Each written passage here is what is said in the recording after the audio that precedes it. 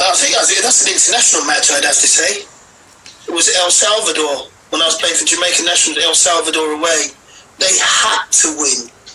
They had to win. And their story, if this was modern day, they would be struck off from FIFA for life. For life. The hostility that was there from when we arrived to our international team to get designated training pitches, security, all sorts, and on our first training pitch, you imagine, it was in an army base, which was good for our security, fine. But yet they decided to land a helicopter on our training pitch. You can imagine the dust. Then they placed us in a hotel. Let's say for conversation's sake, it was 20 stories high. Their support, we had to move from floor 10 to 12 to the very side, because they were climbing up the walls. They had to disperse water cannon to get the supporters down. Then we arrived into the stadium, and this is true, it's well documented. They had live monkeys on a rope, and they were swinging this monkey from the rope, and every time it hit the top of the stadium, you can imagine El Salvador, intimidating place, having to win to have any chance of qualifying, and it decapitated the monkey. Our Minister of Sport, Portia Simpson, a Minister of Sport, followed us with the team. She had excrement and urine thrown on her. Believe me, that was intimidating, but it was also empowering. Yeah. Because we decided to really show up. And more so me, I speak about it now because I tend to rather lead than follow. So we went out there and we put a performance on and we put them to bed. We drew, but they are now they with no chance of qualifying. So there's 60,000 who stood and applauded us at this stage. And that's the biggest inspirational gain, not of intimidation, but which empowered me the most. I still think about it and talk about today, to how a group of men, dignitaries, were treated. But it was so empowering. I was prepared to die. If I was to die any day on any given time, it was on that football pitch that day. Played today. Never again would they be on an international scale. That's how bad it was. That's unreal. Absolutely. Well, what happened was I'd suffered rejection at England, and I thought I should have been in the England team while I was at Man City, and I hit the post. I got called up.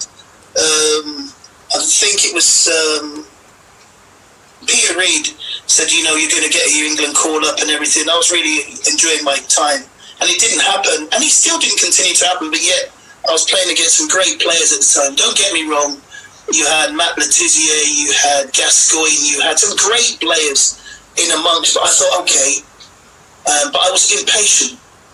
I didn't want to wait. I thought I should be playing, and it didn't happen because they maintained the level. These guys. And then I thought to myself, I went down to Portsmouth, and I thought, I'm in the Championship now. They're not going to call me for I think it was only Steve Bull at the time who was scoring a numerous amount of goals for Wolves, who was called at that time from this league. So I bumped into two friends of mine now for life, Dion Burton, who was a young boy at the time, and Paul Hall. And I recognised that they had Jamaican descendants as well. So I actually wrote for a trial. But there was a reason to it, because I've got a little mischievous time. I thought that if I went to Jamaica and wrote for a trial, then I didn't have to do pre-season in England. They said, okay, if you want to pay your way, pay for your flights, pay for your accommodation, we'd gladly look at you. So I said to Paul and Dion, what do you want to do, pre-season in England, or do you want to go to Jamaica? Thinking we're going to be on the beach, we're going to be doing the kicking back, we've got no signal so the gaffer can't ring us and find out what's really going on. So we went down there, and it was nothing like that. We were in the middle of Kingston, having to pay our way. I paid for all the boys, Paul and Dion, and in pre-season, the trial lasted 3 weeks, then we got selected to go to the Shell Cup, which is like Trinidad, Antigua, all the Caribbean Cup, let's call it. So our pre-season lasted 11 weeks. And then that's when the story started. That's how I wrote for an invitation of a trial, and along with Paul Hall and Dean Burton, paid their fares, and it was the best investment I ever made. You said it correctly. Cricket's always been a Caribbean sport, but individual island, I mean, football it runs through your veins in Jamaica.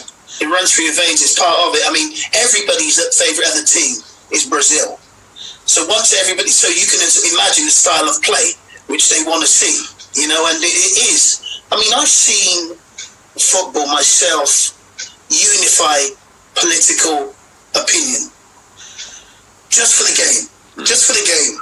Afterwards, you can do what you want, but during the game, you know, it is a way of life. It's a part of life. Football's everywhere. It's on the same level as reggae music. It really is. I mean, everywhere you go, every parish, every available field, it's football. This is boys and girls, by the way. Out of this world. The reason is I still believe to this day we were meant to be. I think it was a gift from God for a country, because when we actually arrived, myself, Paul and Dion joined, we were bottom of the league with 5 games to go.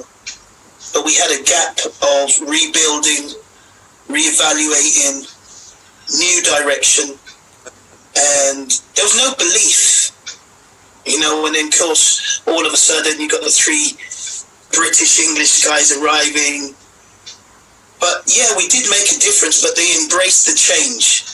We brought a lot of professionalism, because sometimes at the particular time training would be 9 o'clock.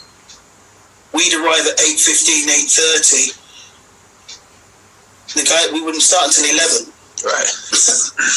And we just said, no, this has got to change. And then, you know, we started to be quite vocal in the media about the changes needed. So we ran a risk, because we were quite vocal in the changes needed, but then results started to come. And, you know, the results started to build belief, the momentum, and we went on a run. We didn't care where we were going. And it was a band of brothers, really a band of brothers, even to today.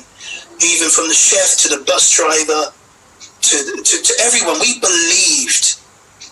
And we're quite spiritual, actually, and I do believe that there was some spiritual guiding us through certain things, especially El Salvador.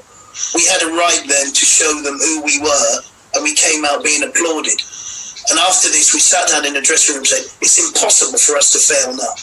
After this, no way.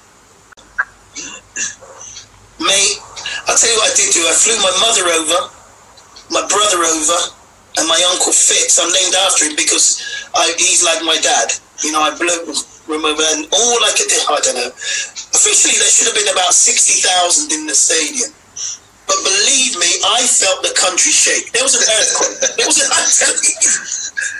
was an earthquake, and all I was looking for was my mother and my brother and my uncle. I know there was madness going on, and I've still got the celebrations now on tape. I ran to Paul Hall because he's like my brother.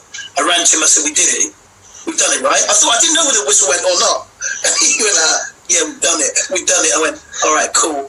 And then I'm looking for my mum and my brother and my uncle, and I see him, and I just went straight there and just went into the tunnel, took him into the dressing room there, just had a cold shower, started crying a little bit and said, is it really over?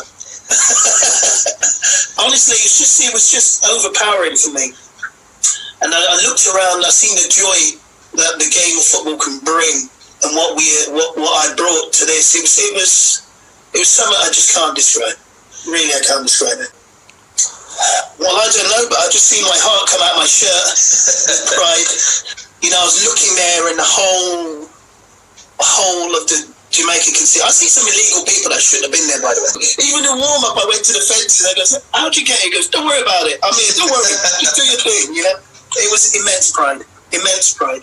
Immense pride. I mean, it was just, well, you can imagine. I'll be honest with you, Dan. We had a private meeting internally. Croatia didn't know us and we didn't know them. Japan didn't know us and we didn't know them. So we were on a level. We knew what Argentina was coming with, and we knew we had our work cut out. And quite honestly, I know, listen, historically now, the Prozineskis and all them, they're great players, but at the time, we didn't care.